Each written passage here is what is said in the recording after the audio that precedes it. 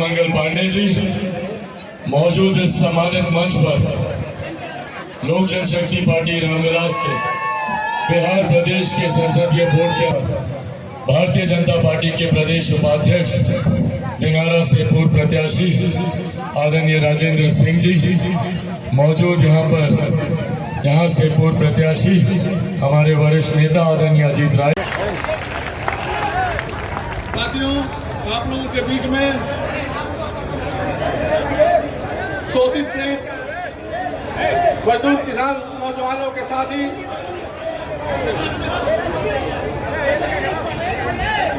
भाइयों राजाराम जी हैं। राजाराम जी स्वागत कर रहे हैं। राजाराम पासवान जी आदरणीय नेता का स्वागत कर रहे हैं।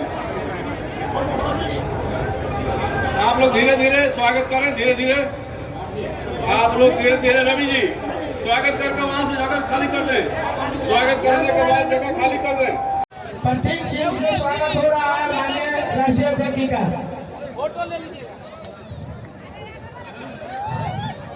इनके पास जो सोच है, अभी पीछे कुछ दिन पहले जब इस कार्यक्रम का जिक्र हो रहा था, चर्चा की इन्होंने कि डालमिया के पास जमीन और भी, पीछे बच्चे देखिए हेलीपैड पे खेल रहे हैं।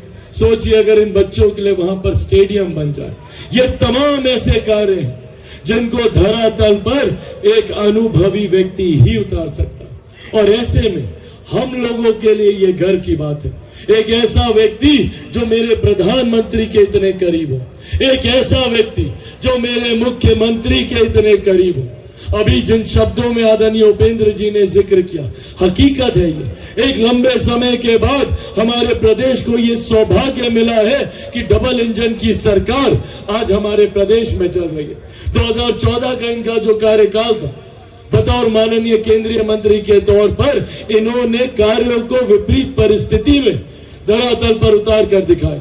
जब बिहार में हम लोग की सरकार नहीं थी, केंद्र में एनडीए की सरकार, बिहार में महागठबंधन की सरकार, पर एक डबल इंजन की सरकार के क्या क्या फायदे होते हैं, बगल के राज्य उत्तर प्रदेश उसका सबसे खूबसूरत उदाहरण है।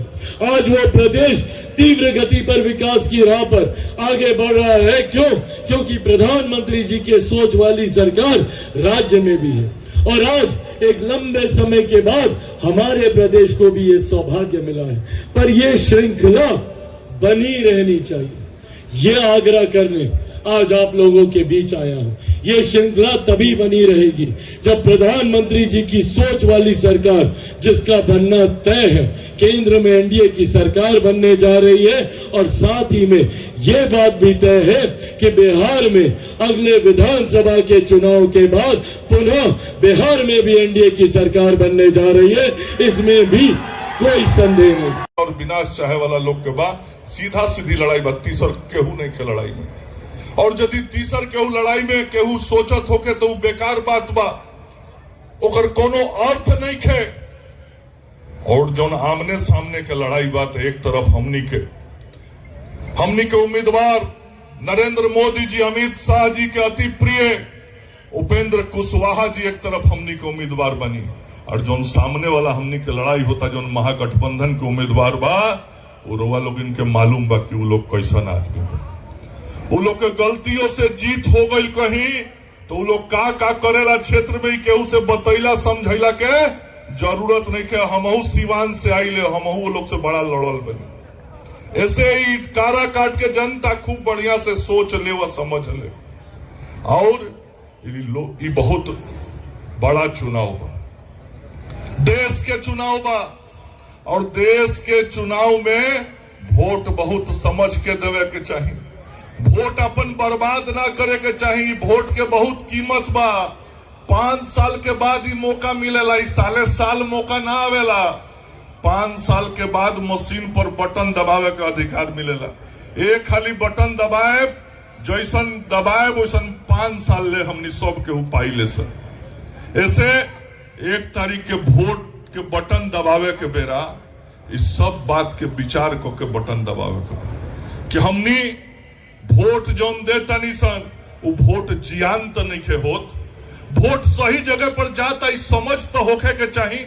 और एगो बात को है, यदि हमनी के प्रत्याशी उपेंद्र कुशवाहा जी के चुनाव चिन्ह गैस सिलेंडर छाप पर रउआ गोइनी बूथ पर आ वो छाप पर बटन दबा के ओइनी तराउर दिल आ दिमाग दोनों एह बात के गवाह हुई कि हम गैस सिलेंडर पर बटन दबा के ओइनी एक मतलब बा कि नरेंद्र मोदी जी के प्रधानमंत्री बनावे खातिर हम वोट देके आइल बनी।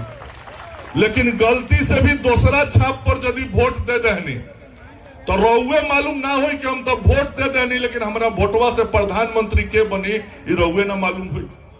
तो जब हम वोट दी हमारा वोट से हमरे ना मालूम होके कि के प्रधानमंत्री बनी तो ऐसा वोट देहल और वोट के गाढ़ा में फेंकल दोनों बराबर बा।